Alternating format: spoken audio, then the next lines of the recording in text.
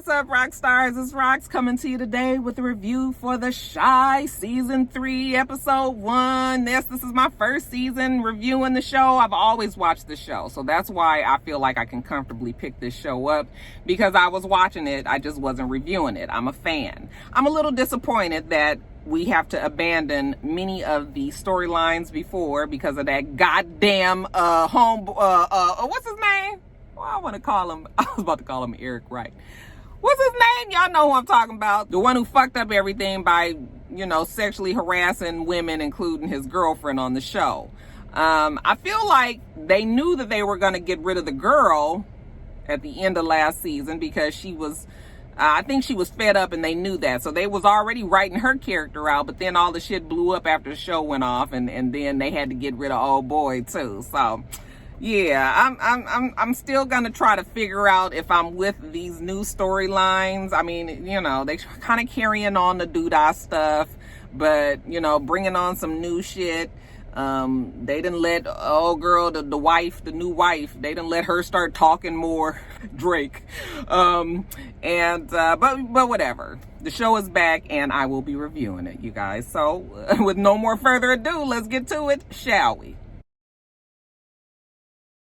So the show opens with, looks like Mama getting married. I don't remember her name. Some of the people's names I'm not going to remember. I'll have them by next week. But this is Kev and Keisha Mama. She fixing to get married. She's the gay one.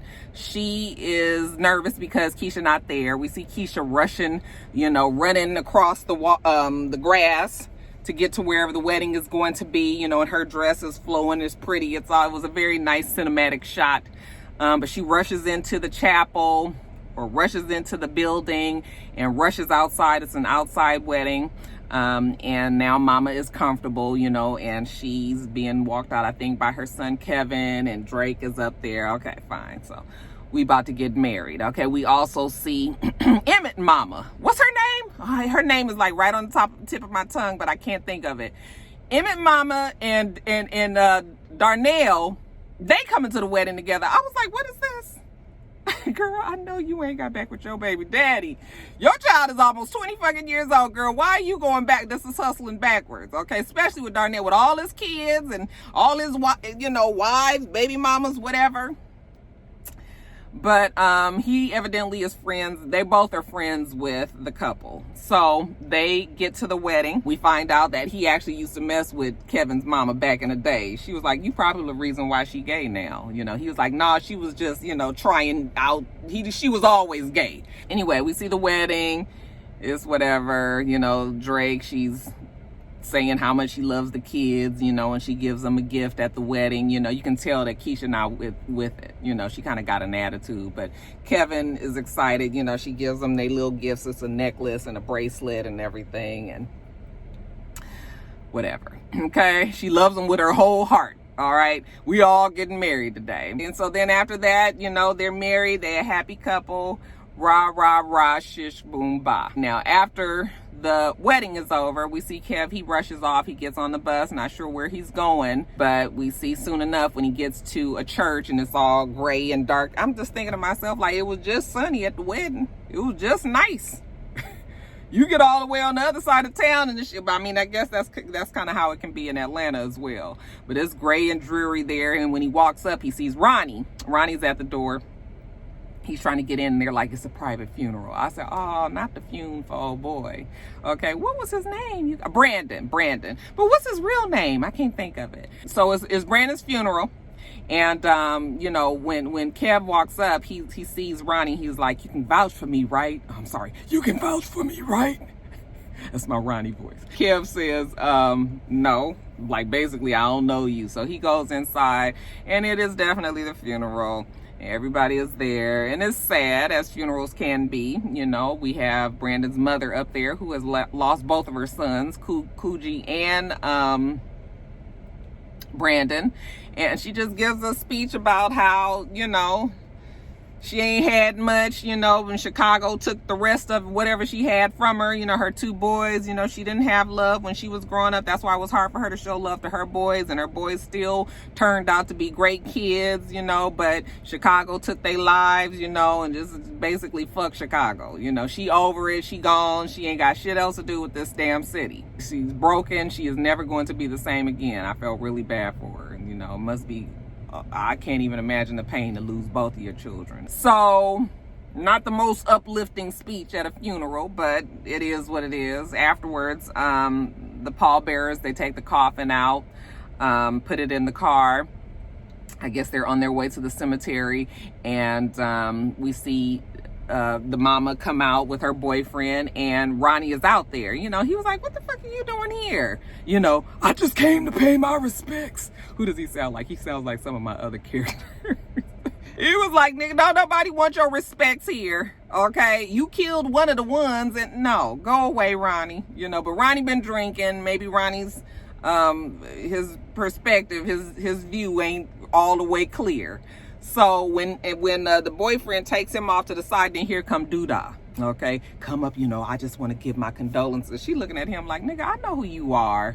Okay, I used to work with your son. You know, he had so much promise and all of this. You know, if you need anything from me. She was like, I don't need shit from you. Okay, get the fuck away from me. Like I said, mama ain't really got, listen, mama ain't never had too much patience anyway. She really ain't seeing it for nobody right now. Leave her the hell alone. So she goes and gets in the car, and she tells the boyfriend, please get me the fuck out of here. All right, so right when she was about to close her door, then here come Emmett. And she was like, what do you want?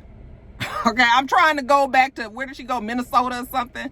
And Delaware, I think it was. Emmett is trying to tell him that he used to work with Brandon, and, you know, he's gonna carry on his you know, his food truck and his dream and all of that. I'm like, Emmett, that's Brandon's dream. That's not your dream. You're not even a cook, but okay, you know. But he says he's going to carry it on. And she was like, if you knew what was best for you, you'd get the fuck out of this city. Okay, this city, Chicago don't love you. So like I said, yeah, mama don't see it for Chicago no more. And while all of this exchange is going on, we see somebody watching from across the street. Okay. I'm looking at him and I go, wow, that's funny that they actually got, what's his name? What is his name? The one that played Johnny Gill in the New Edition movie. Why I can't think of his name? Y'all know who it is. I'll put it on the screen, I'm sure. But anyway, he actually looks like the good-looking son, brother to Reggie, the one that got blown away last season. So he's watching from across the street, you know, and he's all with his girl, and he is just like looking at Douda like, that's that motherfucker right there. He keeping his good eye on Douda. So I guess this is the replacement for Reggie. Now, back at the wedding, you know, as weddings can be, people are gossipy, people are talking, especially we have 2 lesbian women that got married here. You know, you have your friends that are going to be there, but people are still going to talk, you know. So there's women there that's messy. They see Keisha like, girl, how you been? You know, we thought you was going to be pregnant. You know, we was kind of worried about you at first. You was out there dating that older man and all of that. You know, oh, is your mama gonna take her last name? Or how does work? Like, who take whose last name? You take the one or the butchy one? I said, oh, girl, not butchy. And Keisha just looking at her just like, whatever. She kind of walks away like, yeah, I'll talk to you guys later. We see Kevin and Emmett. They get back to the wedding. I guess Emmett is, you know, is catering the wedding. I was like, well, that's a big feat for somebody that's not a cook. I was already wondering how this was gonna go. You know, Emmett is salty because the mama treated him the way that she did. He was like, you know, fuck her. Like, I'm trying, you know, she come and say all that shit at the funeral, then she gonna say Chicago don't love me and I need to go and all of that. And Kev was like, well, she's grieving. What do you think? You know, she ain't had to say all of that, you know, whatever. Emmett tells Kev that he's gonna be there for him, you know, the way that Brandon was. And Kev was like, you're not Brandon, you're not never gonna be Brandon, so you ain't gotta be trying to be Brandon. But, you know, Emmett still tells him that he's gonna help him through this, whatever. They go inside, and this is right around the time that they're doing the garter belt. You know, you get the garter belt off the bride's leg, you know. So that's all going on, all very cute and everything. Drake's trying to get the belt off. You know how that goes. Emmett goes in the back because he's trying to get the food prepared, and Emmett's mama comes in there, and he's just sort of like, ain't really got time for mama because he's mad that she's there with Darnell, whatever his name is, his father. You know, why are you there? She's like, he just gave me a ride. Okay, so I was like, okay, good. They're not seeing each other, even though I have a feeling that they will be somewhere in this season. But she was just like, I needed a ride. He gave me a ride. There's nothing else going on there. You know, he was just like, if you needed a ride, why you didn't just call me? Like, tell me what you need. I'm going to be the one to help you. It's funny because outside, you know, he done got all of these shaving dishes and all of this shit prepared, and everybody inside is complaining. Everybody at the wedding is complaining. The potato salad is nasty. You know, the macaroni and cheese, somebody needs a damn throat sliced for this one. And I was like, who tells Emmett that he could cater anyway? Like, okay, but whatever. But you know, we still gonna have a good time. It's a wedding. You know, people dancing. Donnell wants to dance with Emmett's mama. She was like, no, nigga, go over there where the desperate women are. I'm fine. And then Drake comes over there and dances with her. So that's going on there. Now, Kev is still depressed, kind of bummed about what's going, you know, what happened with Brandon. So he goes in the back room and he sees his friends, you know, Papa and Jake. They're back there getting drunk with another girl. Who was that girl? I couldn't remember who that was. Did we know her? But anyway, they're getting drunk and he comes back there. Jake pours out some liquor for Reggie. You know, Kev pours out some liquor for Brandon. Pour a little bit out for the homies that ain't there. We see Keisha. She's sitting outside. You know, Emmett goes out there with her to talk to her. You know, what's the matter? You know, you don't really like Drake, huh? She does get on my nerves. But you know, that ain't really what the problem is today. You know, the problem is more she's afraid about going away to school. She want to stay in Chicago, and Emmett was like, why? So you can get pregnant by some no good nigga and just be out here working at CVS? Like, no, that's not for you. You know, and she was like, why not? And he was like, what you mean why not? You don't need to be here for that. You know, go get your education and bloody blue. Okay, she was like, she's afraid. You know, aren't you afraid? And he was like, yeah, I got all these damn kids, you know, baby mamas everywhere. You know, I got to be trying to do this food truck thing. Like, I got a lot on me too. So yeah, I'm afraid. Okay, but I got to do what I got to do, just like what you need to do, what you need to do. So he encourages her to go away to college, and it's cute to see their friendship blossoming to something else. But anyway, back inside, they didn't order pizza, child, because this food is nasty. Okay, can't have the people going home hungry, even though mama still tell Emma she gonna pay him. You know, here's half now, she gonna give him half later. Keisha goes back inside and she goes in the kitchen where she sees everybody drinking. And, you know, I can't believe you guys are drinking without me. Kevin is telling them to come over later. He gonna have a house because Keisha gonna be laid up with some nigga anyway, you know, so y'all come on to the house. It's gonna be on. We're gonna have some girls over and, you know, yada, yada, yada. So while they in there drinking, Drake comes in there. It was like, come on, my favorite song is about to play. Y'all gotta come out here and dance. Okay, so it is the Cha-Cha Slide, which is, I don't care where you are, it's Cha-Cha Slide always. I'm telling you, I love me a good line dance. I will get out of that seat for a good line dance. So yeah, that was good. Everybody goes in there. Everybody knows the Cha-Cha Slide. You know, right foot, let's stomp. Left foot, let's stomp. Crisscross, hands on your knees, hands on your knees. Clap, clap, clap, clap. You know, and that's always a good wedding. You know, when we have weddings, we have to do that. So everybody is all on one page for once, and everybody's enjoying themselves.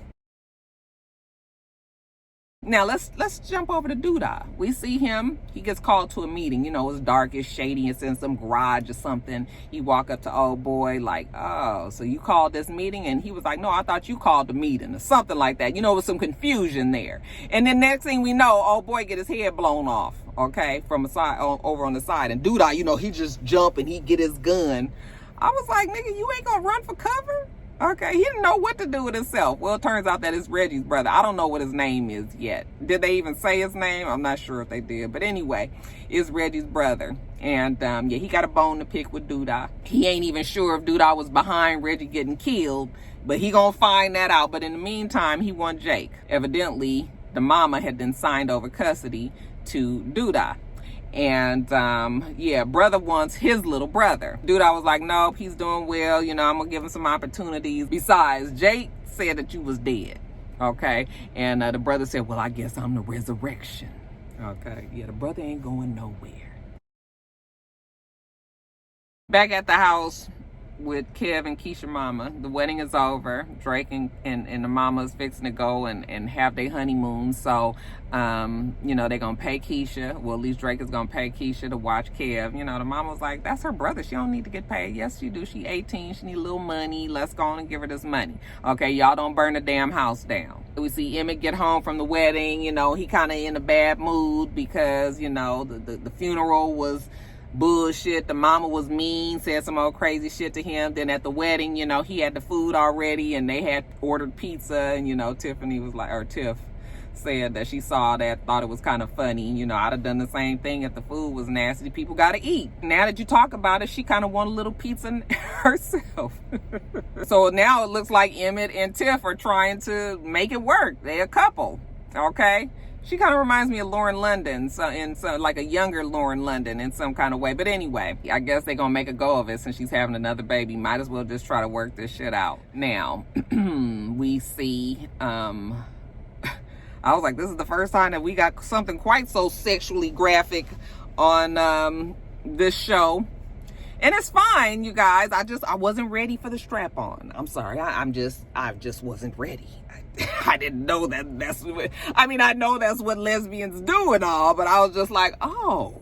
I mean, obviously this is what lesbians do. So, I mean, it's fine. But I was just like, oh, I didn't know. I did not know. So anyway, shout out after we get through the sex scene, you know, and they have a fine night, you know, as a married couple. The next morning after they get their food delivered in for breakfast, Drake sees on the paper that Douda, or Otis Perry, I should say, is running for mayor. I said, oh, this is kind of have remindings of Power. But we're just gonna wait and see. Now, back at the house is on, okay? Keisha is dressed and she's leaving out. She tells Kevin, you know, that she gonna be gone, you know, and y'all don't fuck up around here and everything. Okay, Kevin's having this party. He calls the girls and tell them to come on by, you know, Ebony. And Ebony says, okay, she gonna bring her girlfriend. She ain't trying to be the only girl there. That's fine, y'all come on through. Keisha goes and takes the money, the other half of the money that the mom promised him. She takes it to his house, you know, when she knocks at the door. Tiff answers and she just kind of got an attitude. Emmett goes and tells her to come on in, and you know, Tiff was like, I don't have no problem you coming over here paying my man, but don't just come over here trying to be dressed like no hoe. And she's like, girl, I'm not dressed for your man, I'm dressed for my man. Okay, you can have Emmett. All right. And Emmett was like, why you always got to be tripping talking to Tiffany? Okay, well, Tiffany was like, yeah, whatever. I'm trying to be looking at that girl all the time. So he rushed out after her and he tell her how he always gonna love her, you know. And she was like, don't be messy. You know, we not together. Your girl is in there. She pregnant, all of that. He said, no, I didn't mean it like that. Like, I'm always gonna have your back, you know, and all of this. So, fine. So, it looks like Emmett has at least matured enough for now that him and Keisha, they ain't gonna be fucking on each other. She tells him that she's going to Pepperdine in California. So, she's made up her mind. That's what she's going to do. Now, we see Reggie's brother. Looks like he's about to be moving back in town. Him and his girl, whoever the girl is with him, you know, they go and look at an apartment. And, you know, she's like, this is perfect. We can run our card games. We can do this, that, and the other. You know, we're going to have this going on. So they hustlers just like how Reggie was. And they just trying to figure out exactly how everything is going to work. While they're there, the mother comes, you know. And Reggie's brother was like, okay, so how much did Douda pay you for Jake? And she said $5,000. I said, $5,000, lady?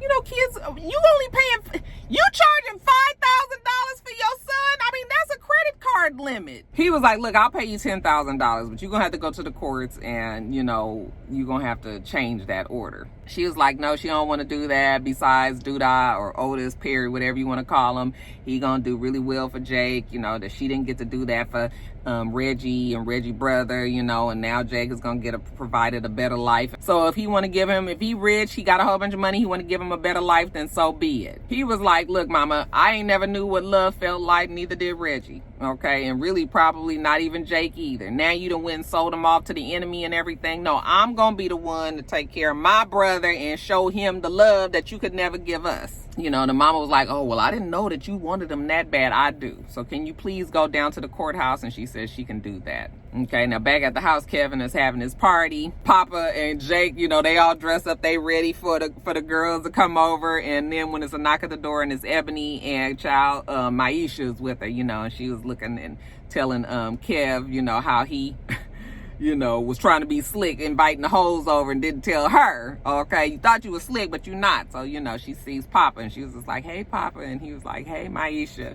Okay. So, now we got 3 girls and 3 guys. Now, they over on different sides of the room. They looking at each other. And the boys are talking and they saying how, you know, they just trying to figure out who gonna have who, what rooms they gonna be in and all of this, you know. And, Papa is interested in Maisha. Dang, she looked good. You know, she done blossomed over the time. So he want to go after Maisha. And Kev was like, that's fine, but you just going to have to treat her well because she's special. You know, you're going to have to connect with her on an intellectual level. You know, you're going to have to do this, that, and the other.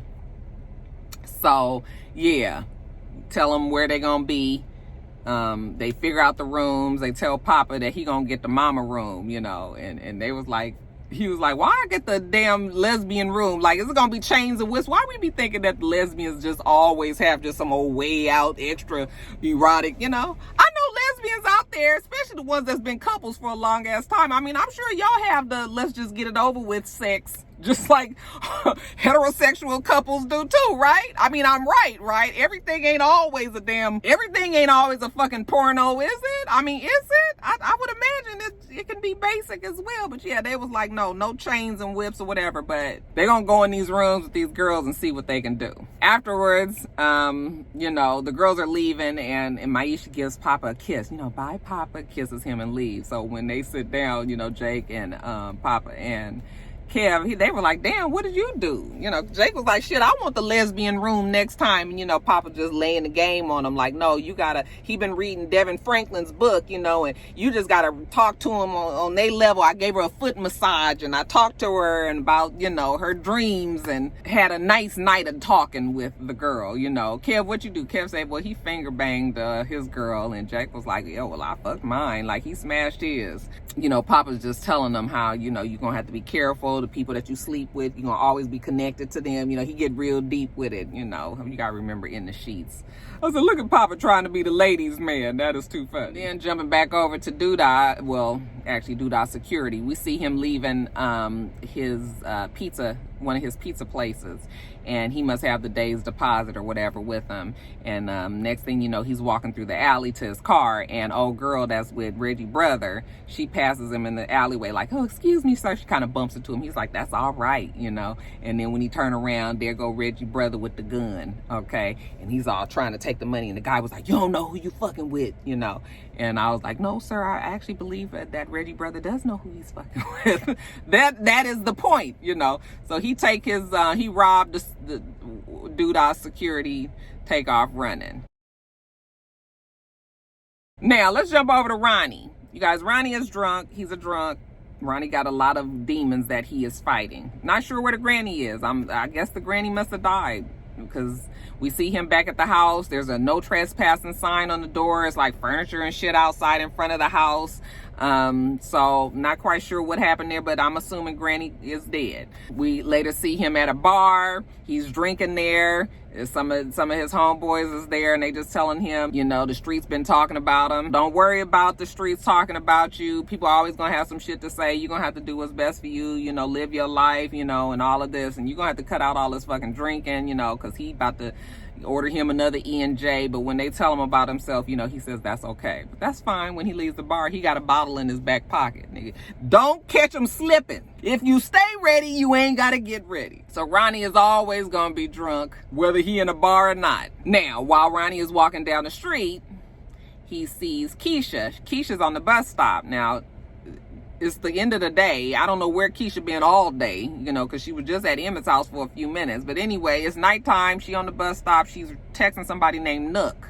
Come on, Nook, you know, don't fuck up the night. I've been waiting out here for you, whatever. And when she is sitting there texting, then all of a sudden Ronnie walks by her. Okay, and of course Ronnie is fucked up. He's real super drunk. What's up? You've been out here for a long time. I'm almost done. I want to get in the video. No.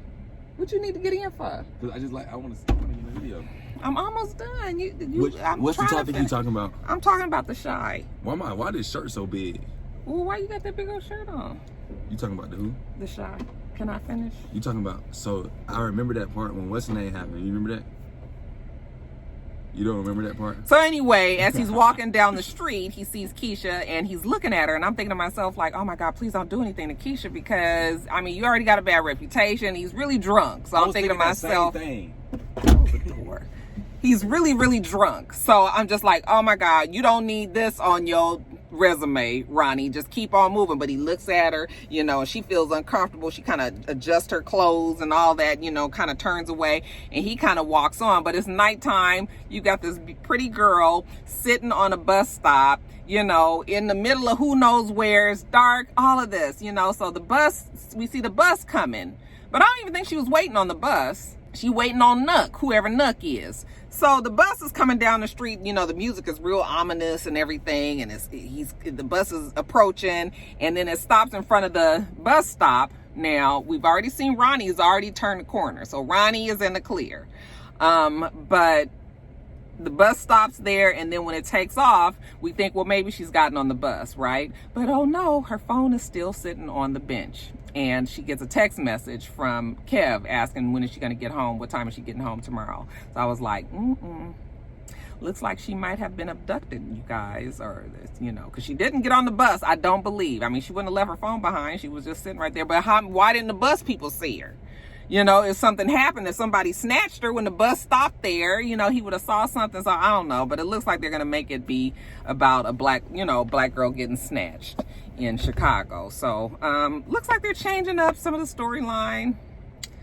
Again, we'll see how it goes. I really was more interested in seeing the whole Brandon. That storyline seemed like it was going to be really good. But like I said, that's the end of that chapter. He fucked that up and they're gone now. So we'll see. But yes, chapter 3, or season 3, I should say. We off to it. How did you guys like the first episode?